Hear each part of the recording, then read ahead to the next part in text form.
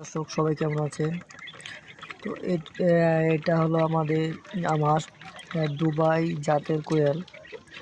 এই কোয়েলটির আজ বয়স 30 দিন হয়েছে।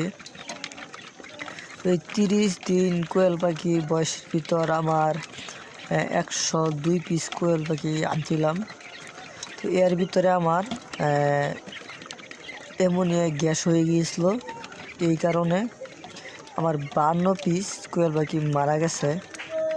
তো 52 পিস মারা গেলেও আমার দেখা যাচ্ছে এই 50 পিস কোয়েলের মধ্যে আমার আজকে 29 দিন বয়সে খরচ আছে 1830 টাকা।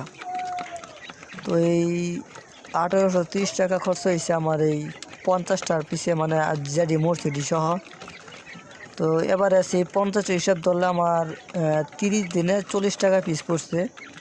তো যারা আর কি কোয়েল পাখি পালতে চান তারা যদি বেশি করে পালেন তাহলে খরচটা একটু জিরো বাজার থেকে কমিয়ে আসবে, টিকাতে পারেন।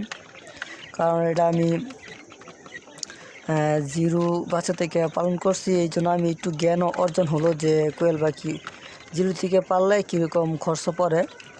তো ইনশাল্লাহ পরবর্তীতে আর আমার এরকম লস হবে না, কারণ এবারে আমি বুঝতে পারছি কীভাবে কোয়েল পাখি লালন পালন করতে হয়। তো যাদের আর কি কোয়েল পাখি দুবাই জাতের ডিম লাগবে কি বাচ্চা লাগবে, তারা আমাদের থেকে 1 মাস পর নিতে পারবেন, কারণ এটা 30 দিন বয়স, 15 দিন পরেই ডিম পারবে ইনশাল্লাহ। সবাই